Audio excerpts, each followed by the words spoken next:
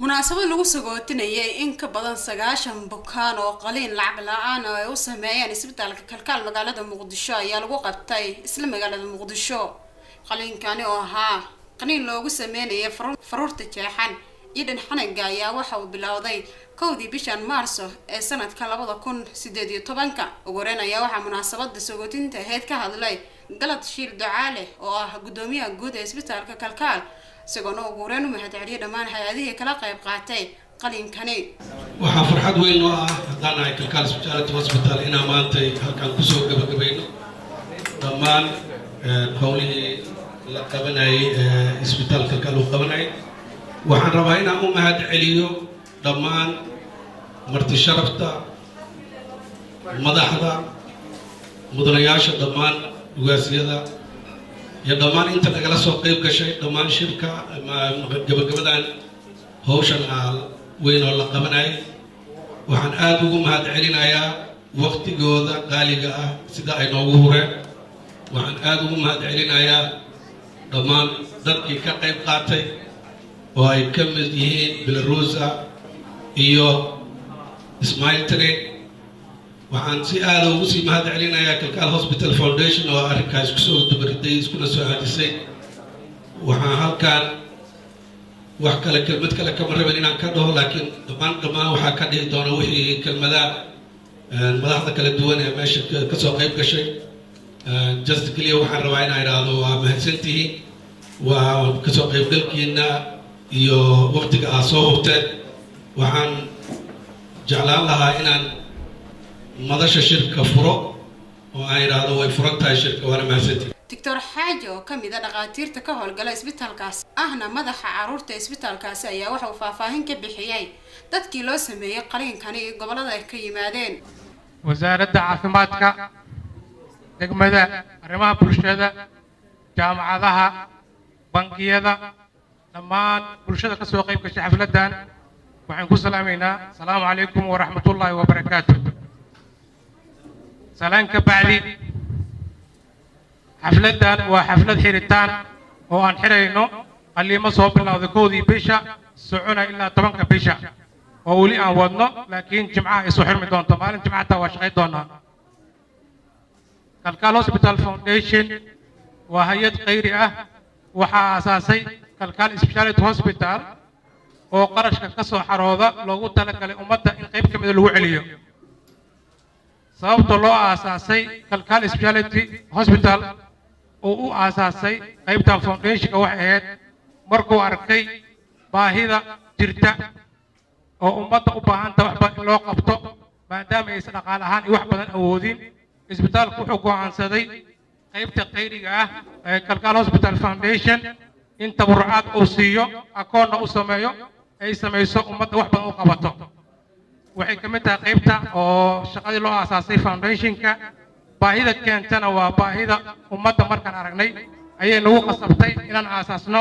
foundationkan oo nu magac darnay kalkaal hospital foundation dadka aan qaliimada u samaynay iyo kuwa aan weli loo samaynin markii la isku daro waxay gaarayaan 175 qofood waxay ka yimaadeen gobollada Soomaaliya gaar ahaan gobollada dhexe shabeellada hoose shabeellada dhexe jubbooyinka laas caanood ilaa baardheere mandheera kelinkan shanaad qaliimada dadka aan u samaynay waxay gaarayaan ilaa 100 qofood maalinta jimcahan waan shaqayn doonaa waxaa ka qayb qaadanayay qaliimadan hay'adaha ay kala yihiin kalkaal hospital foundation oo xarunteedu tahay magaalada muqdisho hay'adda la yiraahdo Belarusi foundation ay xarunteedu tahay Nairobi Kenya Smile Training oo xarunteedu tahay Mareykanka ayaa iska kaashaday qaliimada inay si wadajir u fuliyaan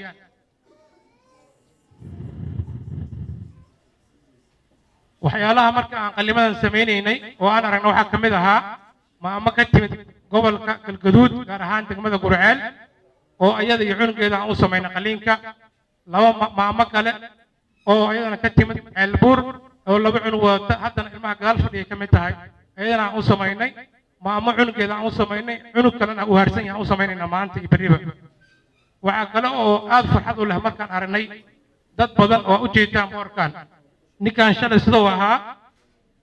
يعني social media ما يستعمالي كرين شكان سينما قلي كرين لكن ما أنتم جيتان فيس سوق روح بدنيا مركز رجب أنا سوق الشيء وحنا نوشة إنه كمان نقد دونه فاونديشن كا أو تبرعات سمين دونه ده كان أول صوب بيحد دونه صور كهور يصور كتام به سيد ده كله وش كيو إن سجيرين واحتكورة إلى يا ما تسكله أنت كتب كان كالوس فاونديشن أنت أنكلي ما هو قبضي قليمنا وحو صوب اللهوضي لبدا كون يتضوي طبانكي أغسطو وعن سميني لباتان قلينا وإسبتال كليس أو سمين قيبت فاونديشنكا حتى أنا وحا قصو بيري مكا أرنا باهيدا قيبت بيلاروسي فاونديشن أو جارتي إيو سمال ترينين أو مدح أوين قيبتان كليفت ليب كليفت باليت أو سنتر كيوية مريكنكا وحيالها أو حسيت مظلمات وحا كميدا مركان سميني لبي 2017 كي أغسطو maama ayaa waxay ku dhashay isbitaalka cunug faruuran waana markii horeysay markii u dambeysay waxaan u ballan qaadnay cunuga markuu gaaro 6 bilood in qaliinka loo fulina alxamdulillah 6 bilood ka bacdi qaliinkan isbitaalka uu fuliyay maamadii ayuu ismaal karinaysay meesha ka baxda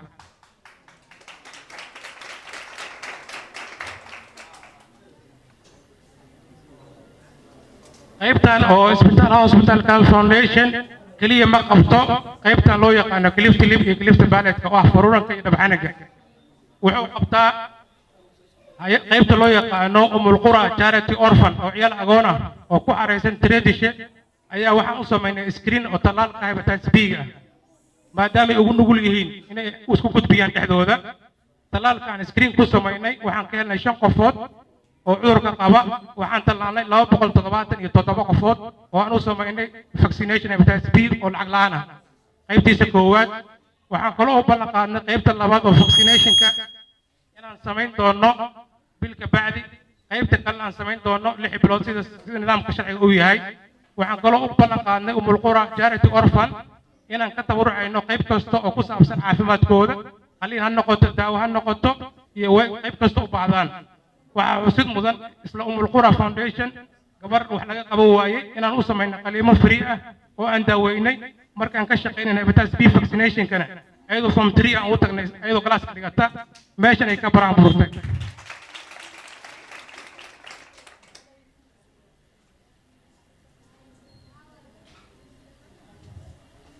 ما أنت أو تاريخ أو تايسيتة بيش مارسو كالكال هوسبيتال فاونديشن بيلاروسي فاونديشن اسمال ترينين وحي بلقات بحثو سمينayaan dhammaan ummadda Soomaaliyeed wixii ku dhaca cudurka loo yaqaan clift lip iyo clift balletka si lacag la'aan ah qof kasta oo qaba waa loo sameeynaa kii ku dhasho waa loo sameeynaa meel kasta joogo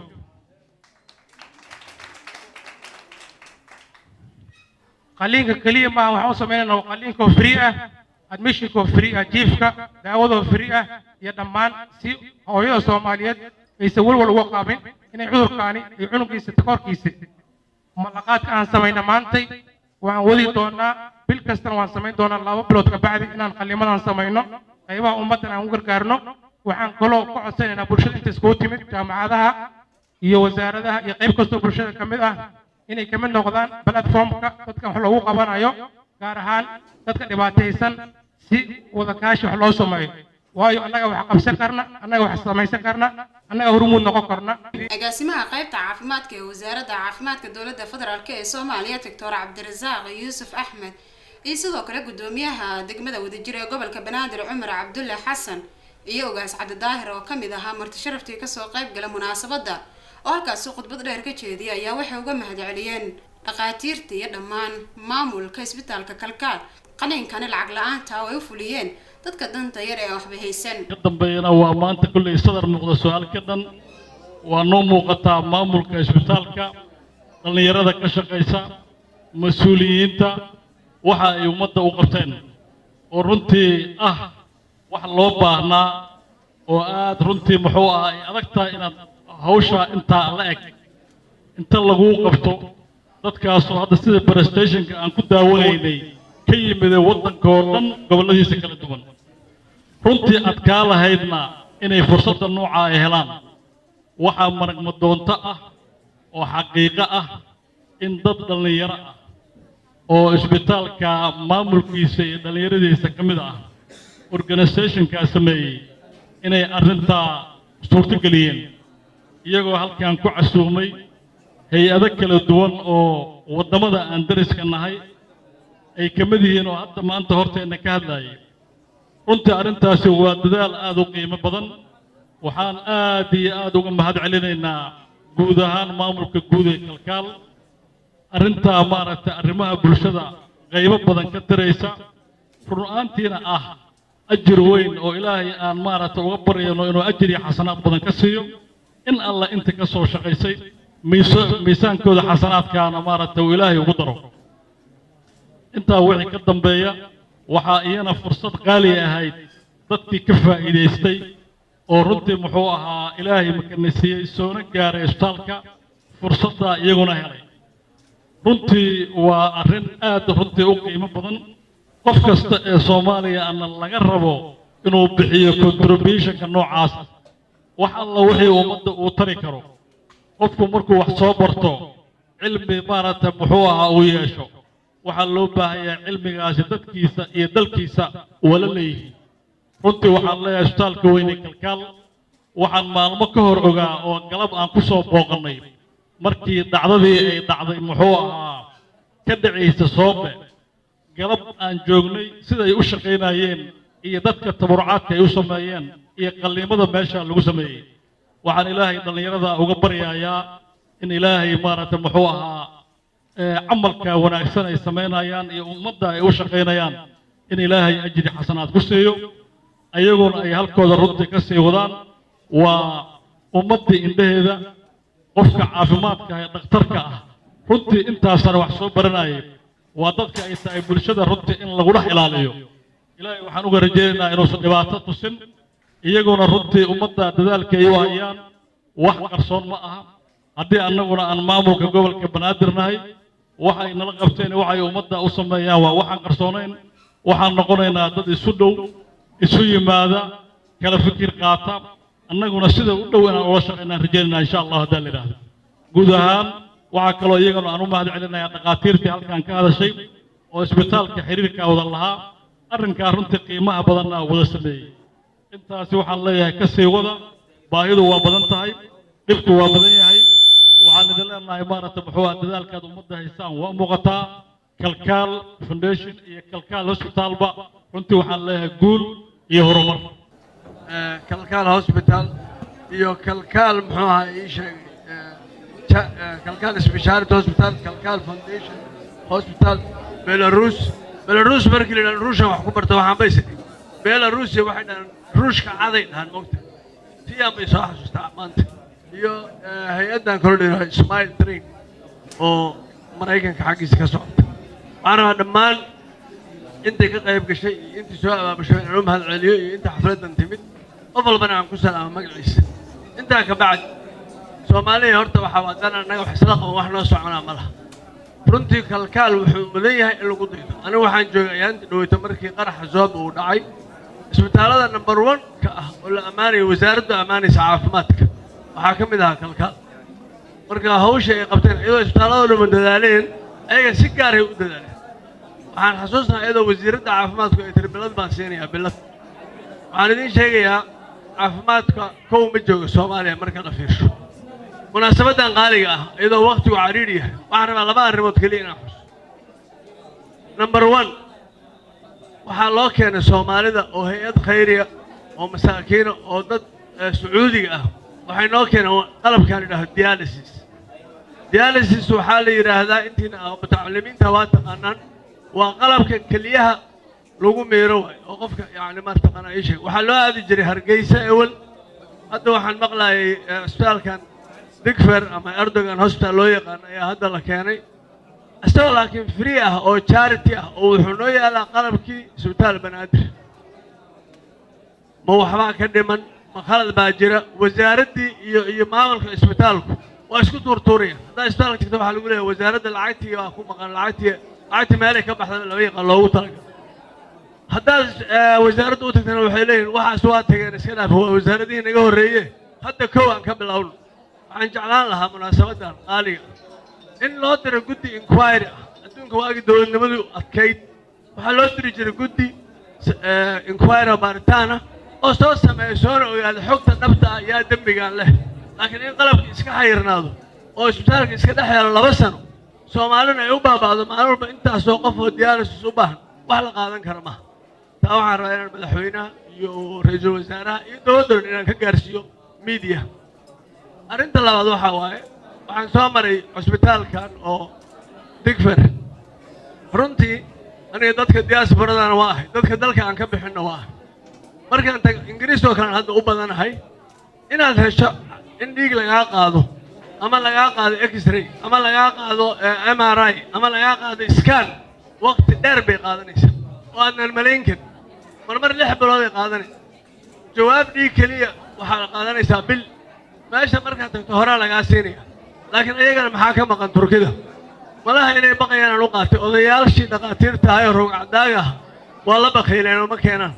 way baqayaan baan u maliyay hadday keeni lahaayeen qalabka meeshiga Soomaali meel dambe inay aadamaba u baahnaatay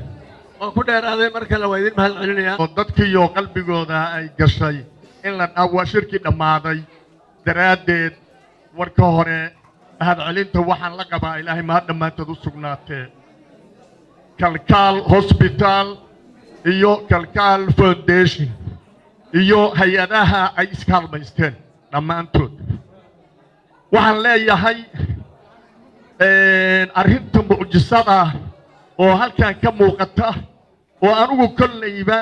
da'dayda aanan nuucan oo kale aragtidoodu igu badnayn oo markii igu horreysay dad sidaan oo kala ee sida arrintoodu la isu bedeli karto aanan inaan arko mooyee rumaysnayn sidaa daraaddeed waxaad ogaataan kalkaal ma ahan qalliinkan iyo dadkan dhibaatada aad arkeedan ka muuqato haddana sidaa loo bedelay keliya ma ahan waxa allaale wixii dhibaata ee dadku qabaan oo dhan ayay waxay ku yihiin dad aad iyo aad ugu horeeya dhinaca aqoonta waxaan idiin sheegayaa wiil inta ii yimid yidhi isbitaalka nimanka la yidhaha amisoman tegey waxaana ay yidhaahdeen qalliin in lagugu sameeyo Soomaaliya suuragal maaha qalliin baadna tahay waxaad aadaysaa Hindiya iyo Kenya iyo arag kale oo waddanka ka baxsan kalkaalan keenay waa qoslay takhtarkii markuu arkay warqadda uu soo qoray ninkaas war maxaa laga qalayaa ninkaan uu qabaa u yiri daawi yar muxuu qoray yiri intaasaad u baahnayd ord wax laga qalay wax dhibaato midna ma qabtid waxaan idiin sheegayaa islaam waayeela oo digfeer tagtay oo la yiri garabka dabadiisa balaayo ku fadhidaa in lagu qalano maahane ma ka kacaysid waa la soo carartay waxaa lagu qasbaya iyadoo leh halay qaado kalkaal waa fiirsheen wax xanuuna ood qabto iyo wax laga qalabina ma jiraan or gurigaaga aadalaya waxaad ogaataan dadka meelaha tegaya oo ajnabiga ka baxsan kuwa la soo xulay ee isbitaalka jooga ama amisom aadaya ama meeshan hadda uu ka hadlayo jananku ee digfer aadaya waxaad ogaataan aqoonta kalkaalta allah iyo mid u dhow midna ma haystaan dadkiina waa dhooban yahay qalliin aan jirin iyo dhibaato aan jirin aan lagu abuuraya dadkii qofkii iyo caafimaad qabaa waxaa lagu ridayaa cudur qofkii iyo maartaa dhibaato qabina waxaa loo sheegayaa dhibaato aan jirin marka waxaad ogaataan intaynaan waxa ay idiin sheegeen kuwaasi aadnaan rumaysan bal kalkaalna keena waxay idiin soo sheegeen ayagaa idinka bedeli dooneen wasalaam kowdii bishan maarso ee sanadka 2018 ayay ahayd markii isbitaalka kalkaal ee magaalada muqdisho ka bilaabay qalliin dhanka faruurta jeexan iyo dhanxaniga ah ka oo ahaa mid bilaash ah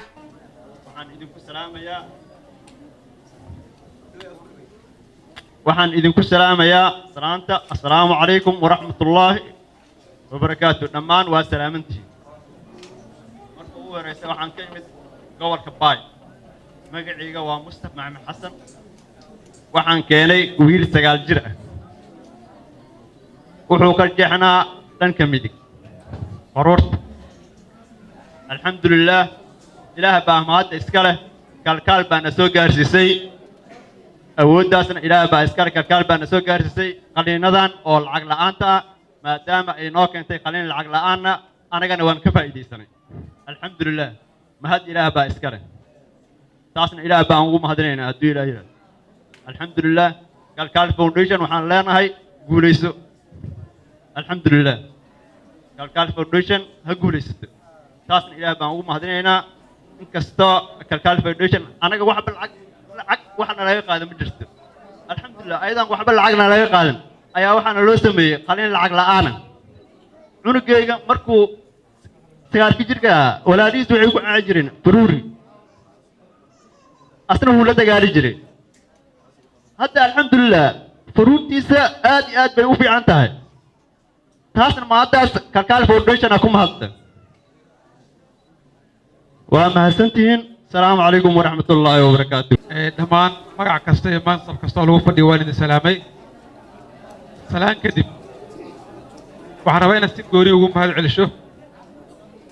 isbitaalka kalkaal iyo foundationkiisa waxaan suurtagal ahayn ayaa suurtagal ka dhigteen xaqiiqatan waa arrin markii loo fiirshay la yidhaha suurtagal ma ahan laakiin waxaad suurtageliseen waxaan suurtagal ahayn waxaan kala jeedaa qofka faruuran waxaad og tihiin waxba ma baran karo bulshada ma soo hor istaagi karo wax ma cuni karo wax cabi karo yani waxaasoo dhan dhibay ku yihiin shaqo kasta uu qabanayo dhibay ku tahay marka waxaad u suurtageliseen inuu bulshada hor yimaado wax barto dadka wax la qaybsado aad iyo aad ugu mahadsan tihiin dhinaca kale waxaan rabaa ganacsatada Soomaaliyeed haddaad sekada aad bixinaysaan boqolkiiba 5 ka mid ah ku bixisaan waxaan wax ka badan ayaa la qaban karaa waxaan ka codsanaynaa isbitaalka kalkaal inuu noo sheego qofkii waxa ku bixi kara qiimo ahaan si aan uga qayb qaadano qof kasta naga mid ah qof uu ka bixin karaa marka waa idinkaga mahad celinayaa kalkaal hospital shaqada aad qabateen mana idinku ceyrtoobin oo hanti idinkagama dhammaanin bal waxaad ku hesheen mataqaanaa sumcad iyo wanaag iyo wax wanaagsan baad qabateen aad iyo aad ugu mahadsantihiin marka inaad qiimo ahaana noo qiimaysaan si qof kastoo naga mid ah hoolkan ku jiro qof uga dhiibo kilib in loo faruurta laga baabi'iyo qiimaha hadda noo sheegta ama nala wadaagtaan waa ku mahadsantihiin ganacsatadana waan gaarsiinaa haddii lahayd ma aad ugu mahadsantihiin ولله الحمد وحنا هاي maamulaha aqoonta umul qura oo maaragtay dhakhtarka halkan idinkaga soo sheegeen waxaan rabaa halkan inaan maaragtay tahniyad bogaadin maaragtay inaan u soo jeediyo kalkaal hospital foundation kalkaal hospital foundation waxa waaye maaragtay isbitaal aan ka helno maaragtay macaawanooyin aad u tiro badan waxaan leenahay marka ugu horeyso جزاكم الله خير وحنا نك أقون أيانا هاي وحنا عذي أو معرفة مالنتين يسوق إنه الرئيسي قبر أقونا ومعرفة حرادة كجرتي إنه حنون آد وطرن أو قبتي إلا عن إسبتال بدن كإنه أون اللي وطن كدبتي سايا وحلاقة قبر كرا معرفة مركز بيتولو كالكال بعضنا عن أولا تكني أرنتي ذا وح أوبريشن كاس قبر ناس لوجو سمية سفرية سلعة لعنة gabadhii alxamdulillaah way bogsatay maanta ardaydeedii ay ka mid tahay waxaan leenahay ilaahay subxaanahu wa tacaala ha idinka abaalmariyo wanaaggaas tirada badan lahaa cunugaas maskiinka agoonka aad u geysateen markaas kabacdi wixii ka dambeeyey kalkaal waxay noo ofar gareeyeen inay maaragtay ilmaha gebigoodaba ay baaraan ay ka baaraan cudurkan la leeyahay hepatitis B oo ah cagaarshowga saan soomaalida dhanna aan u naqaano maaragtay alxamdulillaah 5 qofood aa laga helay 5 qofoodna daawaa loo bilaabay intoodii kale tolana talaalkoodii ayaa loo bilaabay taasi hortooda waa mahad ilaahay waa waxyaabaha wanaagsan ee maaragtay kalkaal hospital ay ummadda Soomaaliyeed ay u qabanayso dadkaas ay u gargaartay dadkii la bidka ahaa ayaynu nahay ururkan la leeyahay ururka aqoonta Soomaalida oo umul qura la leeyahay marka alxamdulillaah aad baan idinkaga mahad celinayaa waxaan idin leeyahay maaragtay miisaankiina xasanaadka Allah idin saaro balse waxaan rabaa bogaadintooda ka bacdi inaan dadyooga ayagoo kale toole ahna aan la hadalno aan niraahdo war inta kalkaal qabanayso intooda kale waa qabanaysaan ee ha sameynina inaa idinka iyo naftiina kaliya aad wax u qabataan ummadda soomaaliyeed waxay sugaysaa dadka kalkaaloo miiran ah dhaqaatiirta ha noqoto dadka injineerada ha noqoto dadka macallimiinta ha noqoto dadka maaragtay dhaqaalaha ilaahay siiye ha noqoto soomaali war waxaan ka baranay inaan dhahno naloo gargaaro waxa nala siiyo maalin walba tuugsiya meelaha la taaganahay balse tuugsigaas inaan ka bixi karno oo annaga dad wax qabsan karna aan nahay waxaa noo caddaynayo kalkaalaa noo caddaysay oo waxaynu tustay inay ummaddeeda wax u qaban karto ummaddaada maalintaa wax u qabatid maalintaas aad waxaa tahay qof sharaf leh ayaa tahay marka alxamdulillaah qof walba soomaaliyeed waxaa ogaataa ilaahay inuu awood ku siiyey ma fahamteen hadduu awood cilmigii ku siiyey ummaddaada dib ugu soo celi hadduu awood maala ku siiyey ummaddaada maalkaaga wax ka sii so insha allahu mar walba waxaan maqalnaa soomaaliya isku tashta nooma habboona haddaan soomaali nahay inaan isku tashanno waxaan kale oo rabaa inaan halkaan uga mahad cesho ururadii kaleetoolo oo maaragtay ajaanibka ahaay oo ka soo qayb qaataan maaragtay shaqadan ay kalkaal la sameeyeen thank you so much aan lehaynaa ayakana maaragtay dad kaleetoolo oo bini'aadamnimo raba dadka inay ugu qabtaan waay kayf adigoo soomaali ah wiil yar oo aqoon ah amase wiil yar oo baahi u hayso inuu inta faruuran yahay maaragtay lugjiiska yahay inaan adigoo soomaaliya aada wax u qabanaynin inaan soomaali ahaynna inuu waddan kale kaaga soo dhoofo oo kuugu yimaado inuu adiga wax kuu qabto so please soomaaliya waa hurdo dheeraan ku jirnaa nin walba awoodoo ilaahay siiyey awoodda ilaahay na siiyey aan wax ku wada qabsanno بسم الله الحمد لله رب العالمين والصلاة والسلام على أشرف الأنبياء نبينا محمد وعلى آله وصحبه أجمعين أما بعد لمان مسؤولين يا مرت شرفت قيمها بدن منصب كستا مقع كستا يا ماموس كستا وأي كجوجان مناسبة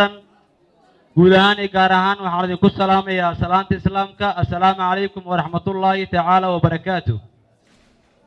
سلام كديب waxaa mahad iskale ilaahay subxaana wa tacaala nagu soo hagaajiyey oo qalbigeenna ku soo duway inaan maanta markhaati ka ahaano munaasabadan markhaati madoontada ah munaasabadan sidii dadkii iga horreeyey ee mas-uuliyiinta ay sheegeen